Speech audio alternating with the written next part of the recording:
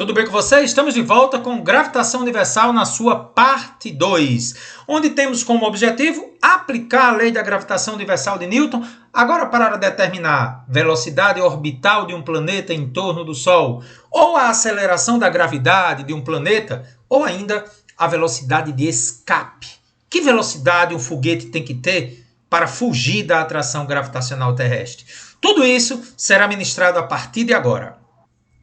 Retomando a questão 5 da nossa primeira aula, vamos agora deduzir uma expressão para a velocidade orbital de um corpo celeste. Naquela questão, nós vimos que tinha uma sonda desempenhando um movimento circular em torno de uma massa central, no caso era o planeta Plutão. Lá, nós vimos que a força gravitacional desempenhava o papel da restante centrípeta, por ser uma força que está apontando para o centro. E nós sabemos que a força gravitacional da lei da gravitação de Newton é Gmm sobre d ao quadrado. E a restante centrípeta, mv ao quadrado sobre o raio. Neste caso, eu vou chamar o raio da própria distância d. Tendo em vista isso, eu posso escrever d ao quadrado como sendo d vezes d, não é? Tendo cortado a massazinha m, ó.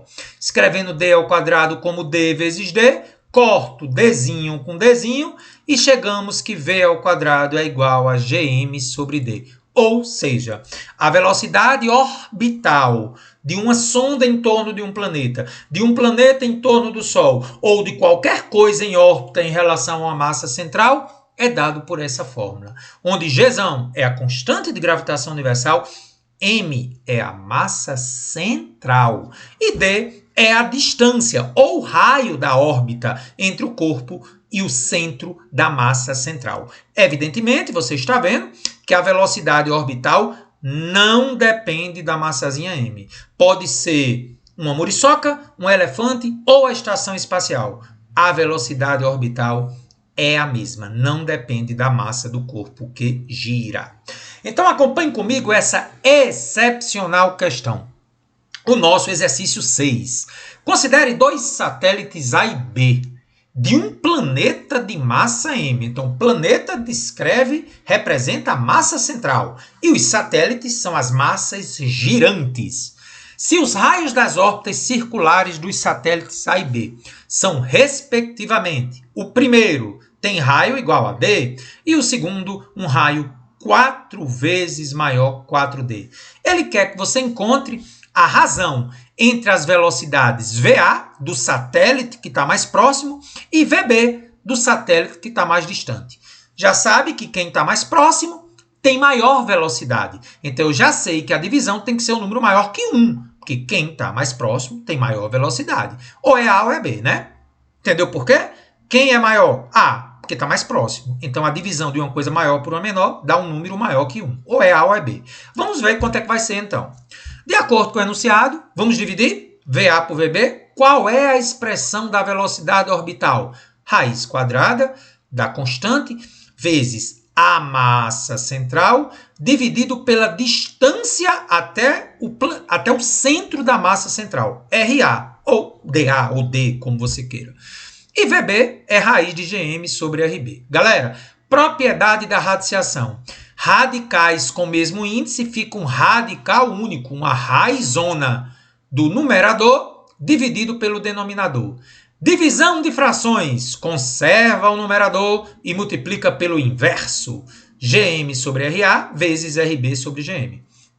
Dá para cortar Gm com Gm, porque são constantes, G é a constante de gravitação universal e M é a massa central. Então fica Rb sobre Ra. Ora, parece que ele já deu RB. RB é 4 vezes a distância d. E RA é d. Cortando dzinho com dzinho, raiz de 4. Ou seja, a velocidade de A sobre a velocidade de B é 2. Galera, será que a gente já tinha intuição que isso é verdade? A velocidade é diretamente proporcional ao inverso da raiz quadrada da distância. Então, quem tem uma distância 4 vezes menor, tira a raiz. A velocidade dobra. Por isso que a velocidade de A é o dobro da de B. Distância 4 vezes menor. Raiz do inverso dessa diminuição da distância. Muito bem. VA sobre VB igual a 2. A imponderabilidade ou ausência de peso já tínhamos comentado superficialmente na aula de resultante centrípeta. Vamos retomar com elementos novos.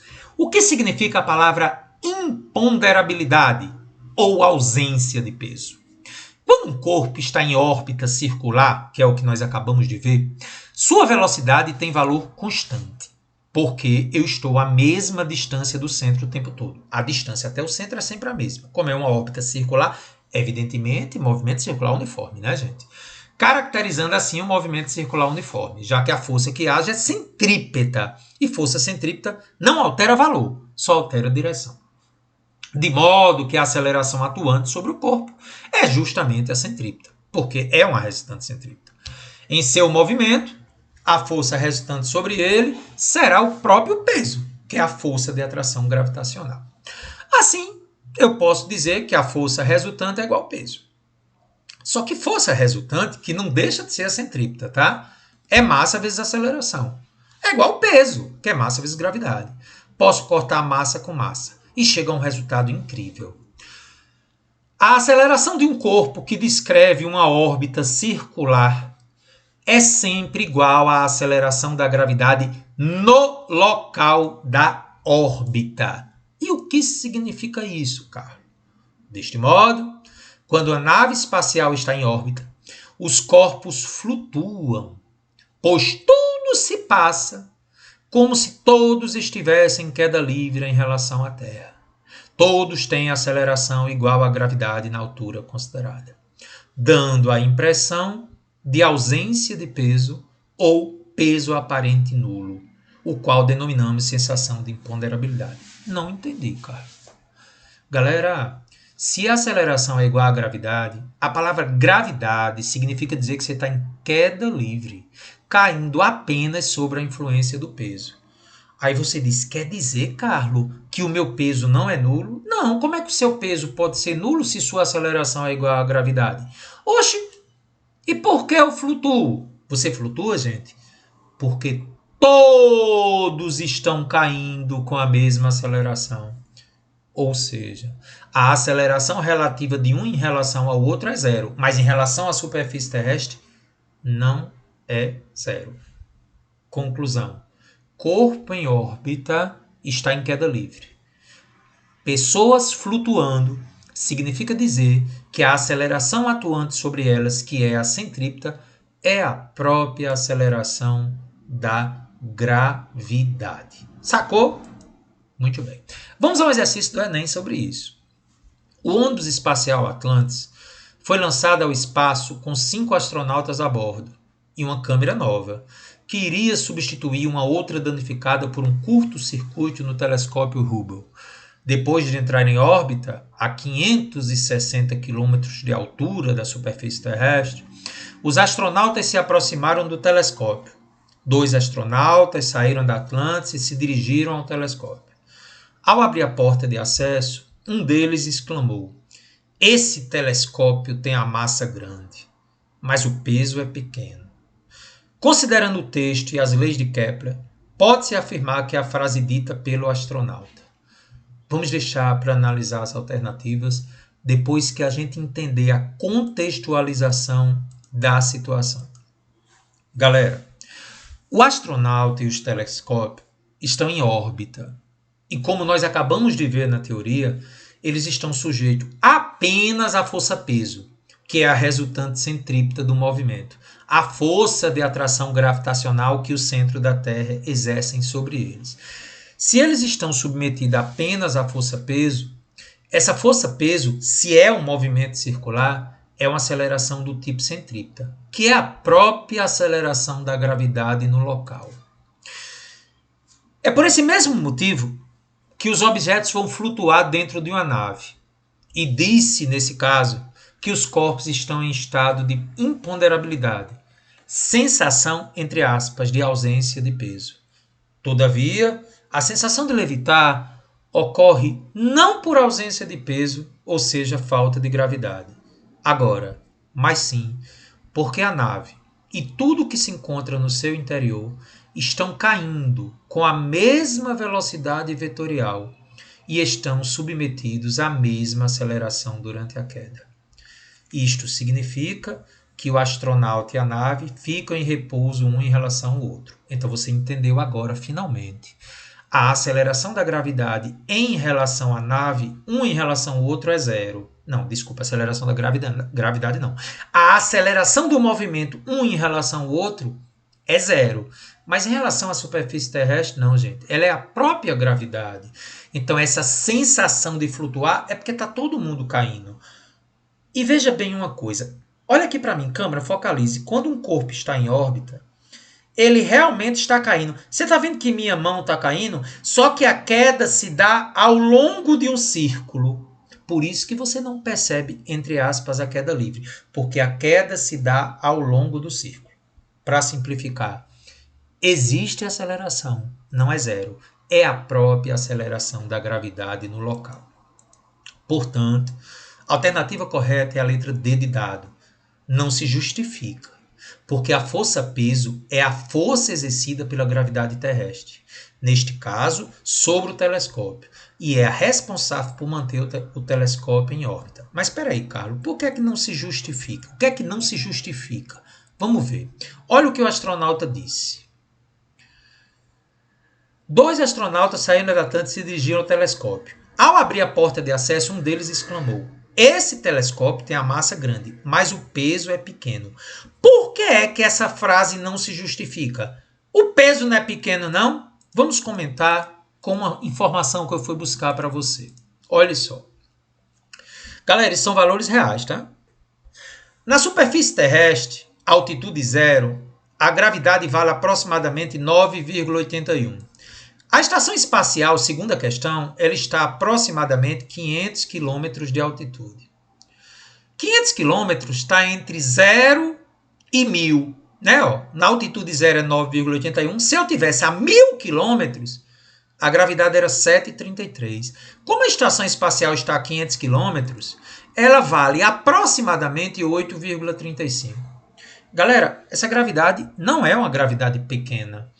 Então o peso não é pequeno, porque a gravidade não é pequena.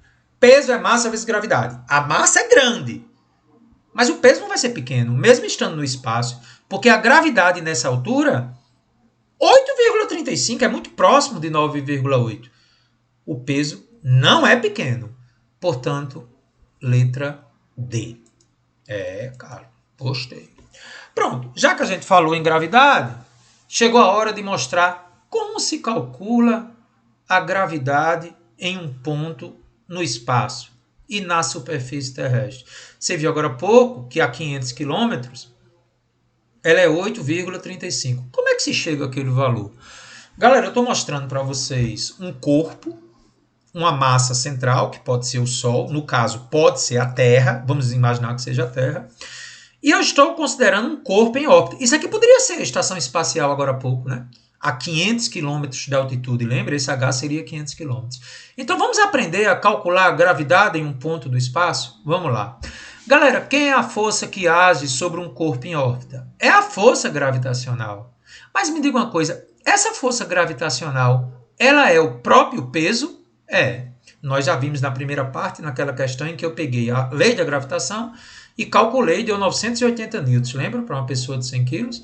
Então, a força gravitacional é o próprio peso. Mas o que é peso, gente? Massa vezes gravidade. E o que é força de atração gravitacional? Constante vezes produto das massas, dividido, atenção agora, pela distância entre o centro da massa central e o corpo. Essa distância D aqui, gente, ela vai ser a soma do raio do planeta e a altura que ele se encontra em relação à superfície. Ou seja, esse D que você está vendo aqui é a distância do centro até o local que o corpo está. Não é a altura H, é do centro até onde ele está, que vai ser H mais R. Bom, cortando Mzinho com Mzinho, essa gravidade é dada então por constante de atração gravitacional vezes a massa m do planeta dividido pela distância ao quadrado. Então, aquele valor 8,35 que você viu agora há pouco, ele é encontrado por essa fórmula. A constante, 6,7 vezes 10 a menos 11. A massa do planeta, se fosse a Terra, 6 vezes 10 a 24. E a distância levaria em conta o raio da Terra mais os 500 quilômetros em metros. Se fizer a conta, gente, daria 8,35. E só deixando claro que esse D é R mais H para você não se atrapalhar. Vamos ter a oportunidade de fazer duas questões para a gente trabalhar isso bem direitinho, tá bom? Então vamos começar com um exercício muito bacana lá da FUVEST. Em 2006, Plutão foi rebaixado, perdendo sua classificação como planeta. Isso aconteceu, gente, porque vários planetas têm uma similaridade com Plutão naquela região do Sistema Solar. Então, eu rebaixo Plutão porque senão teria que promover todos os outros. Para avaliar os efeitos da gravidade em Plutão, considere suas características físicas, comparadas com a da Terra, que estão apresentadas com valores aproximados a seguir. Sabe-se que a massa da Terra, gente, é 500 vezes a massa de Plutão. E sabe-se também que o raio da Terra é 5 vezes o raio de Plutão. Se a aceleração da gravidade da Terra vale aproximadamente 10 metros por segundo ao quadrado, qual é a aceleração da gravidade em Plutão? Galera, essa aceleração da gravidade é na superfície. Você pode acrescentar, é na superfície, porque a aceleração da gravidade na superfície da Terra vale aproximadamente 10. E ela vai diminuindo, como você viu, né? Na estação espacial 8,35. Ela diminui com a altura. Bom, então como é que eu acho a gravidade em Plutão? Galera, toda questão a partir de agora a gente vai sempre fazer uma comparação. Plutão, a massa de Plutão MP e a distância do centro até o ponto que eu estou considerando, que é a superfície de Plutão, que eu estou calculando a gravidade na superfície. Eu vou chamar de RP. A Terra tem massa MT. E a distância é o próprio raio da Terra, que você já sabe que é maior que o de Plutão, né? Foi dado na questão. Então, o que eu vou fazer, gente? Como é que se calcula a gravidade devido a um planeta? Essa gravidade ela é calculada por que fórmula? Gzão, que é a constante, vezes a massa do planeta dividido pelo raio ao quadrado. Então, se eu dividir a gravidade da Terra pela gravidade de Plutão, lembra que eu disse que você divide um pelo outro?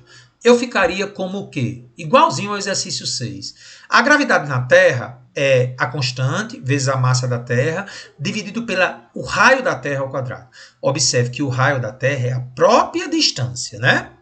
E a mesma coisa para Plutão. G vezes massa de Plutão por RP ao quadrado. Galera, conservo o numerador e multiplico pelo inverso disso aqui. Quando eu faço isso, gente, e aí eu ainda posso fazer o seguinte, ó. Eu posso cortar a constante de gravitação G com G, mas eu não posso cortar as massas porque elas são diferentes, tá? Então vai ficar massa da Terra sobre raio da Terra ao quadrado vezes raio de Plutão ao quadrado sobre a massa de Plutão. Galera, quando eu chego aqui, eu vejo, ó, deixa eu só fazer a passagem daqui para cá. Olha o que eu estou fazendo, gente. Ó. Eu vou colocar a massa de Plutão para cá e vou colocar o raio da Terra ao quadrado para lá. Eu fiz isso no exercício 3, aquele que na aula anterior, onde eu comparei a distância de Europa a Júpiter e de Ganymedes a Júpiter. Você procura quem não está ao quadrado, colocar juntinho e os quadrados juntos. Então, eu vou botar o MP embaixo do MT e o RT, raio da Terra, embaixo do raio de Plutão. Então, fica assim, né? Eu preciso saber, gente, quem é massa da Terra sobre massa de Plutão. Essa divisão aqui, com o mesmo expoente, eu posso agrupar numa fração única e deixar ao quadrado? Posso. Então, agora me diga, quanto é que vale a massa da Terra sobre a massa de Plutão? Eu vou voltar, tá? Lá no início da questão. O início da questão disse, gente, que a massa da Terra é 500 vezes a massa de Plutão. Então, eu posso passar a massa de Plutão dividindo. Massa da Terra sobre massa de Plutão é 500. E também foi dito que o raio da Terra é 5 vezes o raio de Plutão. Então, eu posso dizer que o raio da Terra sobre o raio de Plutão é 5. Galera, por que eu vou fazer agora o inverso? Se você observar aqui, ó, ficou o inverso. RP sobre RT. Então, quem é RP sobre RT, Carlos? Se RT sobre RP é 5, se eu inverter, gente, fica RP sobre RT igual a 1/5, né? Porque se eu inverter aqui, inverte aqui também. E vou substituir, então, né, gente? Ao substituir, fica o quê? Ó? MT sobre MP é 500, RP sobre RT é 1/5. 1/5 ao quadrado é 1 sobre 25, né? 500 vezes 1 é 500 e 25 vezes 1 aqui embaixo é 25. Ou seja, fica 20. Gravidade na Terra sobre gravidade de Plutão é 20. Só que a gravidade na Terra é 10, gente. Foi dado na questão. Substituindo, 10 pela gravidade de Plutão é 20. Então, cruzando, 20 vezes a gravidade de Plutão é 10. Então, a gravidade de Plutão é 10 dividido por 20. 0,5 metros por segundo ao quadrado.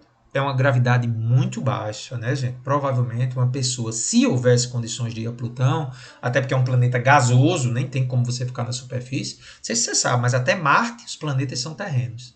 De Júpiter para lá é tudo gasoso. A gravidade em Plutão é 0,5. Portanto, letra D de dado. Ok, gente? Mais um exercício, e eu sou seu fã, lógico, né? E mais um exercício em que a gente trabalha a gravidade. Só que agora eu quero fazer um pouquinho diferente. Eu vou sair da superfície terrestre e ir para um lugar mais alto, como, por exemplo, a estação espacial. Como é que seria esse exercício 9? Acompanhe comigo. Sabe-se que a aceleração da gravidade na superfície da Terra é 10 metros por segundo ao quadrado, aproximadamente. A que altitude H, em função do raio da Terra, deve ser elevado um corpo de massa m para que a aceleração da gravidade sobre ele se reduza a 2,5. Então, peraí. Você entendeu qual é a pergunta? Na superfície terrestre é 10. A pergunta é, a que altura eu tenho que elevar para que a gravidade saia de 10 para 2,5? Lá na estação espacial foi 8,65. Então, ele quer ir para um lugar mais alto ainda. Como é que a gente faz uma questão dessa, gente? A altura ele quer que dê em função do raio da Terra. Então, calma. Vamos fazer do mesmo jeito da anterior, com a única diferença é ter cuidado com a distância. A situação inicial é na superfície terrestre. A força gravitacional, que é o peso, está a um raio R. E na situação final, ele quer que a gravidade sobre esse corpo deixe de ser 10 e passe a ser 2,5. Ou seja, ele quer saber o seguinte: a que altura H eu tenho que tirar o corpo da superfície para que a gravidade sobre ele agora deixe de ser 10 e passe a ser 2,5. Ou seja, se eu for para um lugar mais alto, mais longe da Terra, a gravidade vai diminuir. Então ele quer saber qual é essa altura aqui. Observe que eu vou chamar de D2 a soma do raio da Terra com a altura que você vai determinar. Então, o que eu vou fazer? A mesma coisa da questão anterior. Como é que se calcula a aceleração da gravidade em um ponto? Pega-se a constante de gravitação, vezes a massa central, vezes a distância do centro da massa até o ponto que você quer. Se o ponto que eu quero é a superfície, então a distância é o próprio raio.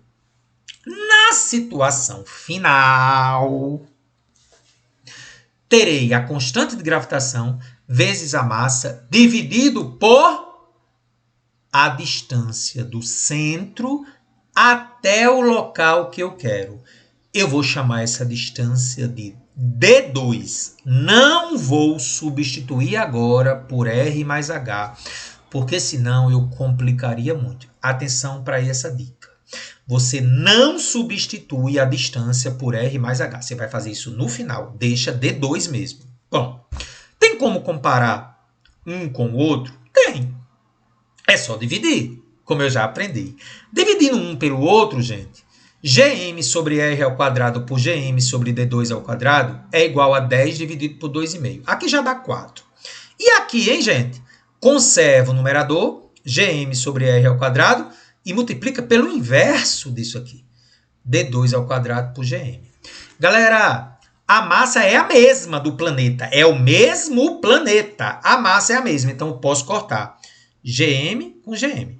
Na questão anterior, a massa central era um que era a Terra e outro que era Plutão. Eram diferentes, mas aqui é para o mesmo planeta, Terra. Cortei Gm com Gm. E é lógico, gente, que quando eu faço isso, ó, só voltando.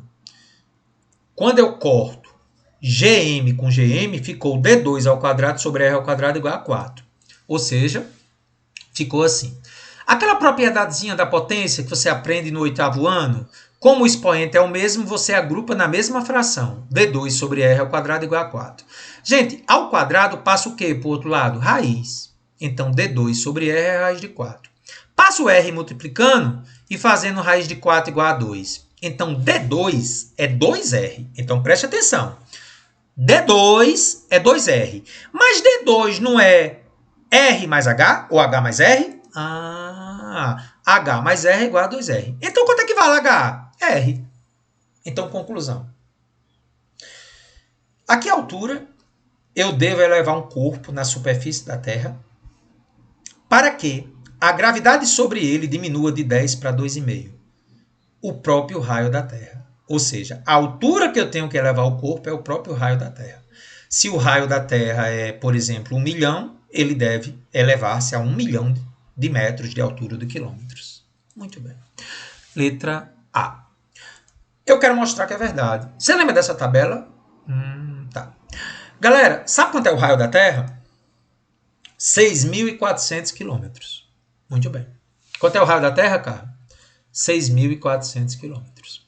Olhe na tabela onde é que a gravidade dá próximo de 2,5 para uma altitude em relação à superfície. Eita, 6.000, ó. Eita, Carlão, entendi. De novo. A que altura eu tenho que elevar um corpo para que a gravidade diminua para 2,5? Igual o raio da Terra. Aí, na nossa tabelinha, gente, sabendo que o raio da Terra é 6.400, 6.000 quilômetros é praticamente o raio da Terra. Então, se eu elevar um corpo a mesma distância do raio da Terra, como o raio da Terra é 6.400 quilômetros, se eu elevar um corpo a 6.400 quilômetros, a gravidade realmente vem para 2,5. Observe que aqui é 6.000. Se eu botar um pouquinho mais, ela vai diminuir um pouquinho mais, ficando exatamente 2,5. Caramba, Carlos, que legal, né, Carlos? Então, à medida que a gente aumenta a altitude, a gravidade vai diminuindo. Só lembrando, gente, que para uma altitude de 6.000 quilômetros, ela é muito maior do que geralmente os 500 quilômetros que a estação espacial fica. Então, a estação espacial não está submetida a uma gravidade pequena, né? Como a gente viu agora há pouco, ela é em torno de 8, pouco. Tá bom? Então, existe gravidade. Gravidade não é zero lá, não. Então, letra A, belíssima questão. Tá bom? E aí, gente, um assunto muito importante, e agora a gente vai falar um pouquinho sobre a influência da latitude na gravidade.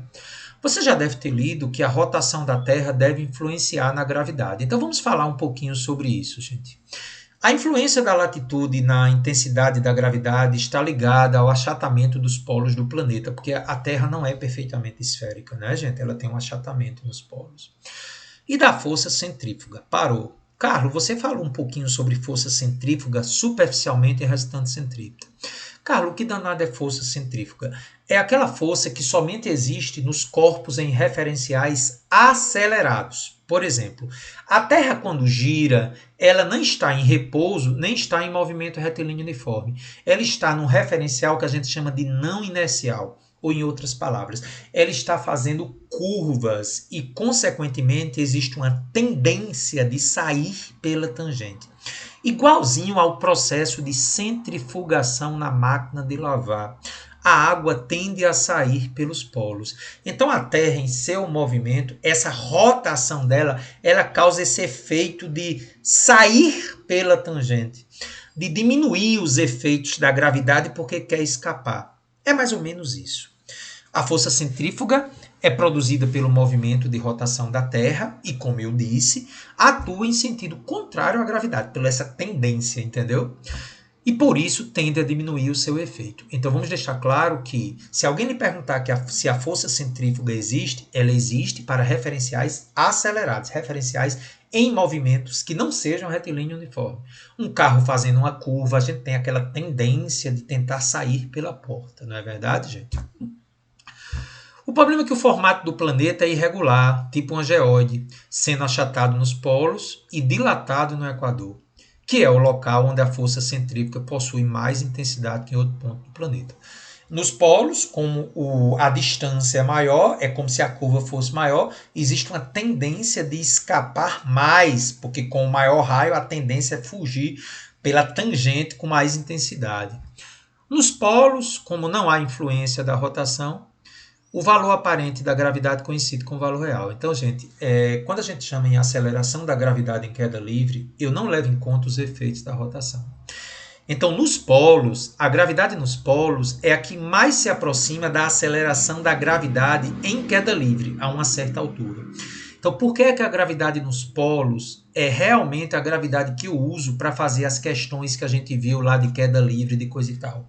É porque nos polos não tem o efeito da rotação. A centrifugação, a força centrífuga não interfere, tá? Pode-se demonstrar em cálculos mais avançados, gente, que no Equador, por ter esses efeitos da centrifugação, a gravidade no Equador é menor que a gravidade nos polos, que coincide com a gravidade que nós estamos estudando. Essa gravidade que nós estamos estudando é a gravidade fora da superfície terrestre, ou uma gravidade em queda livre, tá? Então, a fórmula dela é Gm sobre R ao quadrado, que vimos agora há pouco. No Equador, eu tenho que levar em conta a rotação da Terra, né? E aí eu posso mostrar, essa expressão aqui lembra uma expressão da aceleração centrípeta, que tem a ver com a centrífuga. A diferença é que a centrífuga é no referencial acelerado e a centrípeta é no referencial da Terra. As expressões são equivalentes. Então, em outras palavras, a gravidade no Equador vai ser igual à gravidade nos polos menos W ao quadrado vezes R.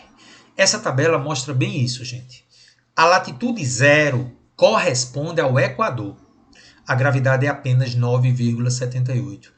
E os polos, que coincidem com a gravidade real que nós usamos no exercício, é na latitude 90 graus. Zero é o Equador, 90 graus é nos polos. Então, substituindo o valor da velocidade angular da Terra, que não é difícil, a gente sabe lá no movimento circular, aula 10, que é só fazer 2π vezes a frequência. E o raio da Terra, a gente sabe, é 6,4 vezes 10 a sexta. Se eu substituir, não vou fazer isso, porque o importante é a gente entender só o porquê da diferente. A gente vê que a gravidade no Equador é 9,78 e nos polos é 9,832. Ou seja, existe uma diferença da aceleração da gravidade em diferentes latitudes na Terra. A latitude 90 graus é que define o maior valor possível da gravidade na Terra, 9,832. E no Equador, na latitude zero, que corresponde a mais ou menos ali a base de Alcântara, no Maranhão, a gravidade é menor, 9,78.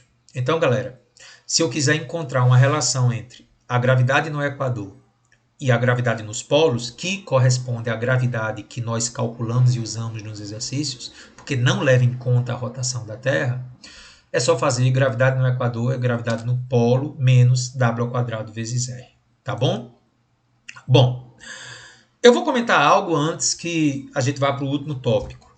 Será que é por isso, gente, que é melhor colocar um foguete em órbita na latitude zero do que nos polos? Por que é que há tanta interesse da base de Alcântara no Maranhão? Porque lá, como é latitude zero, a gravidade é menor. Então, se a gravidade é menor, fica mais fácil de fugir da atração gravitacional terrestre? Pronto, agora você entendeu o porquê.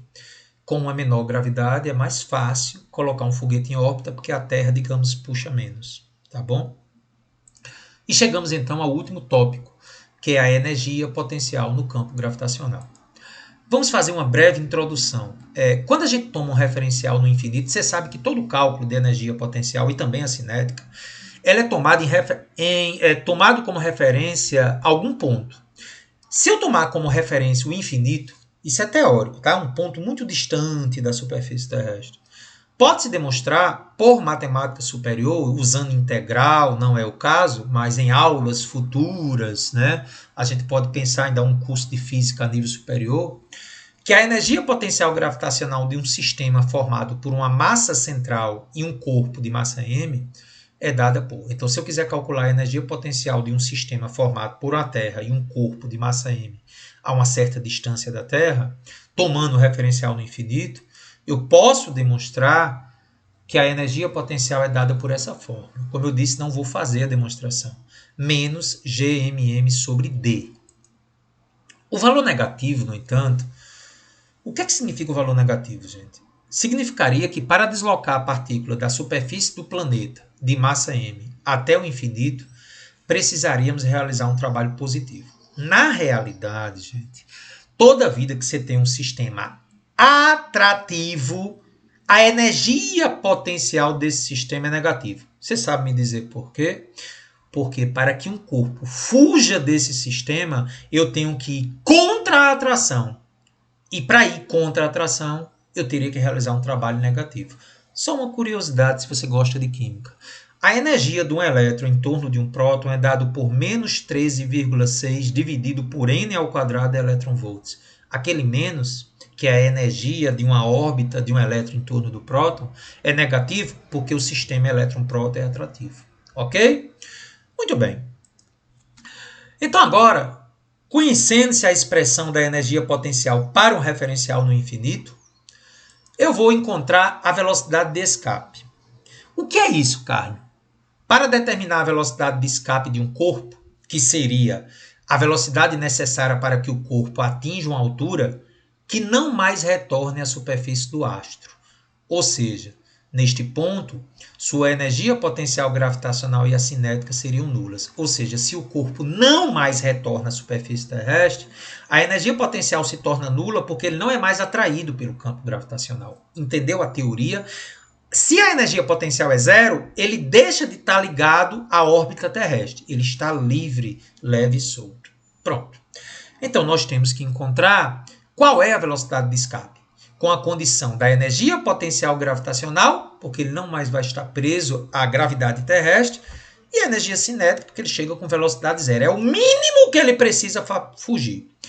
Então, eu vou aplicar agora a conservação de energia mecânica entre os pontos A, que é o ponto em que ele foi lançado da superfície terrestre, por exemplo, o ponto A seria a base de Alcântara. E até o ponto B, o ponto que eu estou tomando como energia potencial gravitacional e cinética zero, que é o ponto que ele está fugindo da atração gravitacional terrestre. Energia mecânica em A é igual a energia mecânica em B, não tem atrito.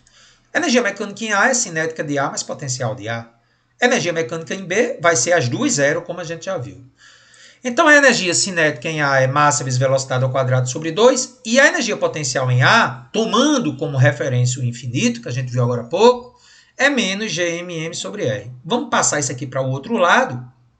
Fica então que mv ao quadrado sobre 2 é igual a GMM sobre R.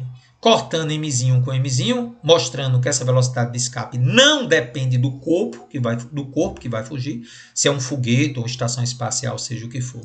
Chegamos a um resultado incrível, gente. É lógico que se você quiser desprezar todos esses elementos de matemática superior na dedução a nível de ensino médio, você já pode decorar essa fórmula. Inclusive, essa questão caiu na UFRN discursiva há muito tempo atrás, 1999, para o aluno demonstrar o que eu estou fazendo agora. Então, a velocidade de escape é raiz de 2gm sobre r. Gente, veja que importância é essa fórmula. Os cientistas da NASA, de qualquer estação espacial, lá da base de Alcântara, usam essa fórmula para saber a velocidade que um foguete tem que ter para escapar da atração gravitacional terrestre, para que ele entre em órbita. Raiz de 2gm sobre r, onde g é a constante de atração gravitacional, m é a massa central e r é o raio para que ele consiga fugir. R é o raio da Terra. Observe, a fórmula menos GMM sobre R é o raio do qual ele vai escapar. Bom, vamos então fazer uma questão que é muito importante, porque mais ou menos, eu não sei se em 2040 esse vídeo vai estar sendo exibido ainda, né? Ele está sendo gravado em 2021, mas ele vai ficar eternamente aí na rede. Eu não sei se você está assistindo essa aula em 2040, e se você assistindo a aula está vendo o homem chegar a Marte. Eu preciso discutir um pouquinho sobre isso, tá, gente? A gente viu que teve uma sonda agora em 2021 que chegou lá em Marte, está pesquisando lá, né? E aí eu quero discutir esse negócio de velocidade de escape, tá bom? Suponha que a Terra e Marte tenham massas tais que a massa da Terra sobre a massa de Marte é 10. Esses valores são mais ou menos reais, tá? E que o raio da Terra sobre o raio de Marte é 2. A razão entre as velocidades de escape de um corpo lançado, respectivamente, na superfície da Terra e de Marte é. Galera, essa questão é idêntica àquela da velocidade orbital. A fórmula que você vai usar, não precisa fazer a demonstração, eu já fiz. A velocidade de escape é dada por essa fórmula. Você vai usar essa fórmula aqui. Então você vai relacionar Terra com Marte. Velocidade de escape da Terra, raiz de 2G mt sobre RT, sobre a velocidade de escape em Marte, 2G, massa de Marte sobre Rm. Colocando a raiz única e já fazendo o numerador vezes o inverso do segundo, corto 2Gzão com 2Gzão, as massas são diferentes, evidentemente, um é Terra e outro é Marte, e o raio de Marte e o raio da Terra estão aqui. Então, só ajeitando, colocando MM embaixo de MT e RT embaixo de RM, e observando o que foi dado no enunciado, a massa da Terra sobre a massa de Marte está no enunciado é 10, e no enunciado não deu raio de Marte sobre raio da Terra, deu raio da Terra sobre raio de Marte. Pela terceira vez, eu posso inverter. Raio de Marte sobre raio da Terra é 1 meio. Então, vamos substituir. MT sobre MM é 10 e RM sobre RT é 1 meio. Então, VT sobre VM é igual a 10, que multiplica 1 meio. 10 vezes 1 é 10 sobre 2, raiz de 5. Ou seja, esse resultado é incrível. A velocidade de escape na Terra é cerca de 2,2 vezes a velocidade de escape em Marte. O que é que isso quer dizer? Colocar um foguete em órbita na Terra requer uma velocidade aproximadamente 2 vezes a velocidade que requeria em Marte. Entendeu o resultado? Para escapar da atração gravitacional terrestre, eu teria que ter uma velocidade, porque se eu passar Marte para lá, a raiz de 5 é 2, pouco. A velocidade de escape na Terra é 2,1, 2,2 vezes da velocidade de escape em Marte. Ou seja, é mais fácil colocar um foguete em órbita em Marte do que na Terra, porque na Terra eu precisaria mais que o dobro, um pouquinho. A resposta, então, é raiz de 5. E um detalhe final sobre velocidade de escape, a Wikipédia está com essa fonte. Só uma curiosidade, viu, gente? Na superfície da Terra, a velocidade de escape é cerca de 11,2 km por segundo. Eu precisaria de 11,2 km por segundo, o que equivale mais ou menos, quando você converter, veja que não é multiplicar por 3,6, porque aqui não é metros por segundo, aqui é quilômetros por segundo. Isso equivale mais ou menos a 40.320 km por hora. É uma velocidade que é 111 vezes mais rápido que um carro de Fórmula 1. Ou 30 vezes mais rápido que a velocidade do som a 25 graus Celsius. Então, gente, agora você entende porque é que eu preciso de tanto combustível para botar um foguete em órbita. Cerca de 85 a 90% da massa de um foguete é só combustível. Porque a velocidade que eu preciso atingir é muito alta, eu preciso de uma força de propulsão muito alta. Só que tem um detalhe adicional, viu, gente? A velocidade de escape é às vezes confundida com a velocidade com que um veículo autopropulsionado, como um foguete, deve atingir para deixar a órbita. Por quê? Poxa, Carlão. Gente, à medida que a altura aumenta, a gravidade vai diminuindo. Então, a velocidade de escape vai sendo menor que 40.320. A velocidade de escape citada faz referência à velocidade que um objeto qualquer necessita para sair do efeito da gravidade. Porém, à medida que a altitude aumenta, essa velocidade diminui. Olha para mim e me responda. Você entendeu agora porque existem estágios do foguete? É mesmo. O foguete, parece que são 3 partes. Ele sai inteiro, aí chega a uma certa altura, uma parte se desprende e finalmente a última parte fica só a menor massa. Gente, à medida que vai aumentando a altura, a velocidade de escape deixa de ser 40.320 km por hora e vai sendo cada vez menor. Tá bom? Então, agora você já tem condições de ser um engenheiro da NASA. Tá bom? Um abraço bem grande para você. Abraço virtual. Estou à sua disposição. Tchau.